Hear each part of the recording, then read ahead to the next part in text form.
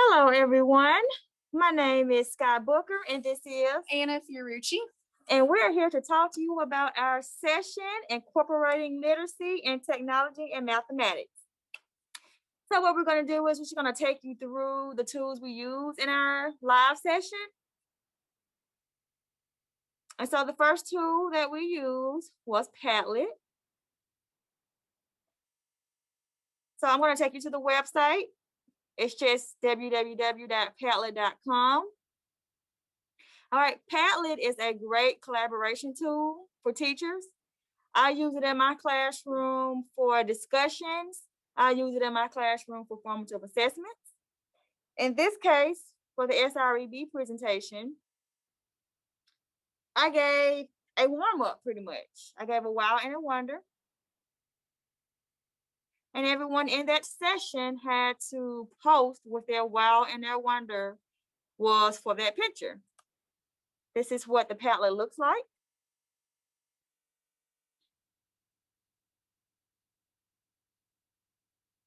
Okay, this is one I've done before with the math department. As you can see, they did a wow and a wonder. And I can see everyone's comment, but no names are there, which makes students more receptive to actually posting. Now, Padlet is free, but there is a paid version. Padlet allows you to have 6 live Padlets. Now, after you have 6, you have to upgrade to the paid version. Some districts have already paid for it. The district that I work for does not have this version paid for, but it is free. You can always archive your Padlets once you get to 6, but it's very, very simple. All right. The next tool we use in our SREB presentation was an escape room, and Miss Anna Ferrucci is going to explain to you more about the escape room. All right, so for this escape room, I created this all on my own through Google Sites. And so you can easily, even if your district does not use Google as their main source for your school, you can make this just by creating your own Google account. So what this is a technology-based escape room. So a lot of times we think about escape rooms as having tangible items in the class and the kids are working together to open up different locks, and they have to include different codes to get to those locks, and then there's a winner. This is all technology-based. We're doing the same thing, but for math, to help integrate the technology and the literacy component. I've started doing this with my class, and you can do it individually, you can do it as a class, you can put them in groups, but it doesn't have to be such a competition. So the kids are able to go through it with ease and also have fun with it. So what this is I just have a series of pages that are linked together through different pictures or embedded with different sources and websites. So this is an integer escape room, and I just based it off of space and astronauts. And so the literacy component of this is simply the kids are reading through a different fantasy or storyline that goes along with math. So this one, the students are in outer space on the International Space Station for 6 months, and it's time to go home. But before they can go home, they have to solve a series of math problems to collect their home code. And so each page of this escape room has a different website that they go to and navigate to work on the specific skill that we're working on, which is integers. So if you click on the International Space Station, it'll take you to your first code, which is the Ed puzzle. So I'm going to talk to you a little bit about what Ed puzzle is.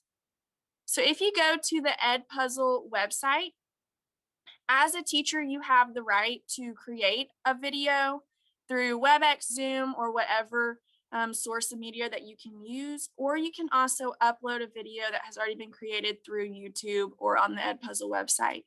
What I love so much about Edpuzzle is that you have the ability to insert questions throughout the video, and you can also turn on a no skipping tool that the kids will not know is on, but it prevents them from just skipping through the video to the end. So I'm just gonna play a little clip of an integers ed puzzle that I created for my own students and show you what it looks like as the kids are going through. An integer is any whole number. Okay, a whole number is what it says, it's whole. So the number 1 would be a whole integer, number 15 would be a whole integer, the number 27 would be a whole integer. What would not be an integer is going to be 1.25. That's not an integer because you have one whole, but you also have 0.25 of a whole, or 1/4 of the whole. So you have one whole plus some, but you don't have two wholes. So a decimal is not an integer. The same thing can be said of 15 over 25. Well, we know a fraction is part of a whole.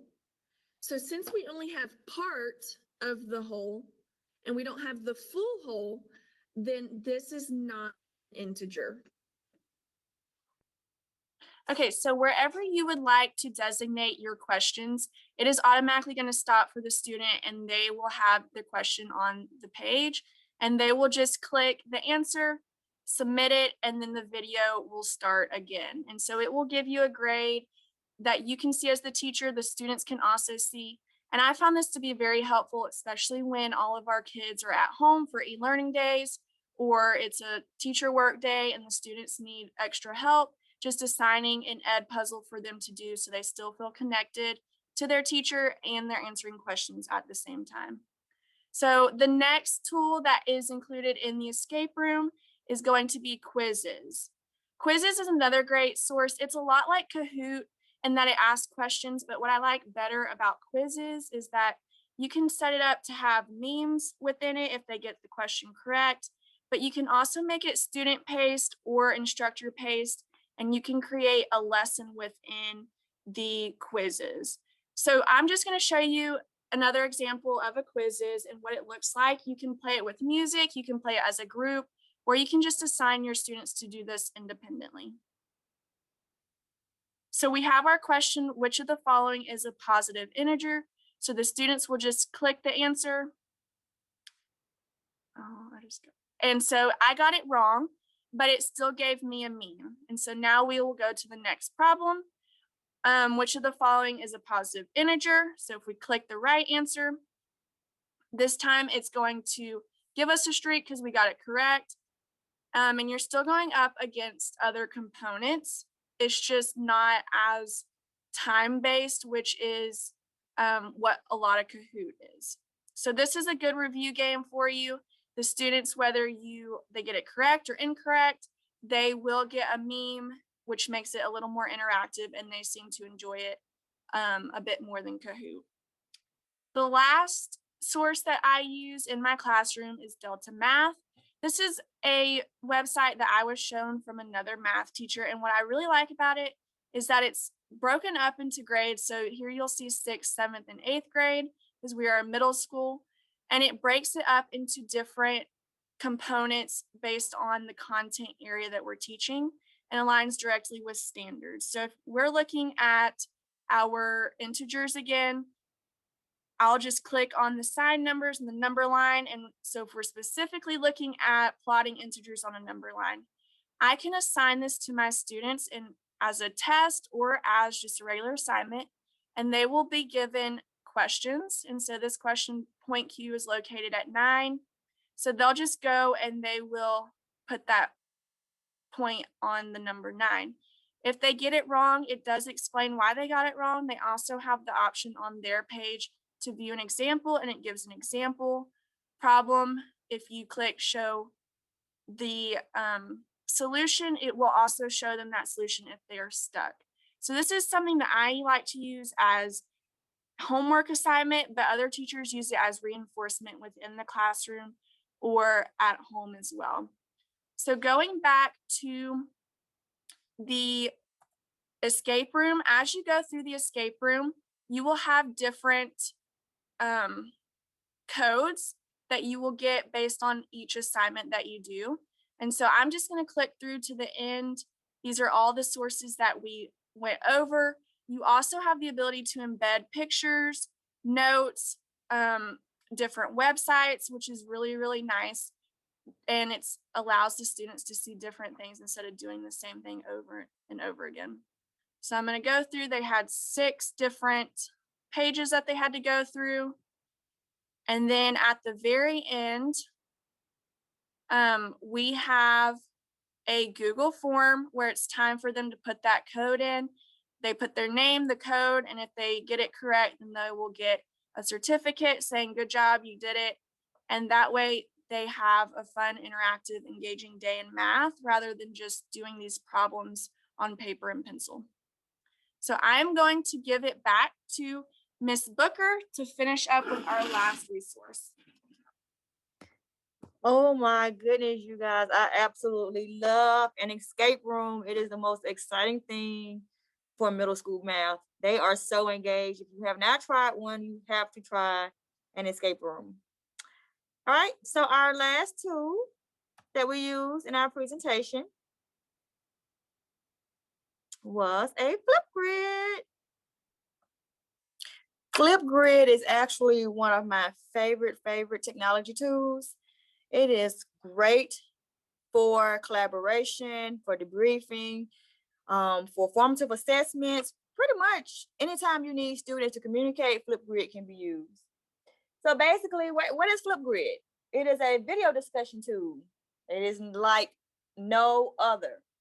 So the idea behind this tool is to create an open platform of discussion and learning that doesn't require a physical classroom. So I know a lot of teachers had to do remote setting, hybrid setting this year. Flipgrid was a great tool to use for that. Students can re-record responses, and it removes the pressure of answering in class on the spot. So your shy students are more receptive to using Flipgrid because you can turn your camera off. You can use cartoon characters instead of your own face. It's just a great tool. So in SREB, we used it as a debriefing tool. I'm going to show you all the website for Flipgrid and how I have used it in the classroom. You can set up your own classes in Flipgrid. It's very simple for students to use. You create your classes. It gives you a link. You can give the links to your students and they will join your class. Then they can start Flipgridding. I did a challenge recently and I'm going to show you my video for my challenge.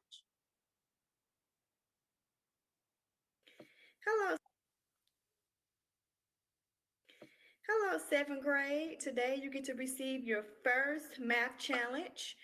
So listen very carefully. Go get a pencil or a pen and something to write on because you're going to need to take notes. After you get the answer, you're going to come back and you're going to record your response. And you're going to tell me how you got the answer and what you think the answer is. On Friday, I'll look at all of the responses and I'll tell who got it correct and who calculated it the correct way. Okay, so I went to the store and I bought a pack of masks for $14. They were 30% off. I also bought orange juice for $4.25. While I was in there, they had hand sanitizer finally. And the original price was $3.25, but it had a 50% markup.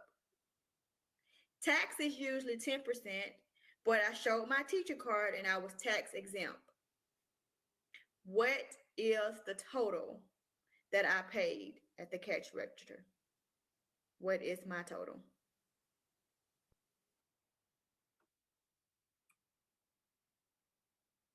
All right, so as you all can see, I use mine for problem solving.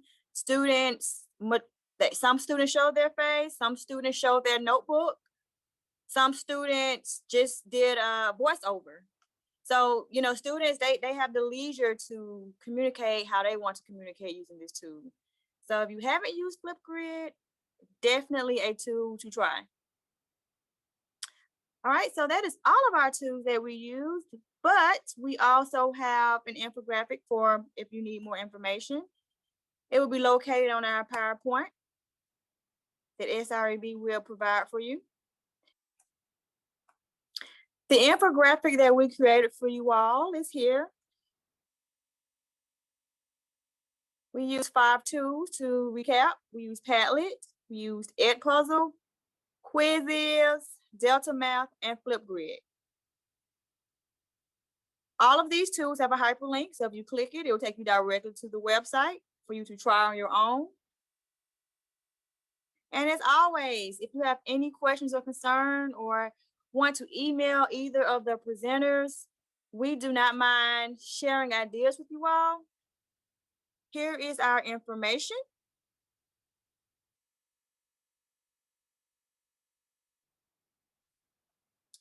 Ms. Ferrucci's email address is aferrucci@jeffcoed.com. It's here. And then my email address is abooker@jeffcoed.com. We hope you enjoyed our session.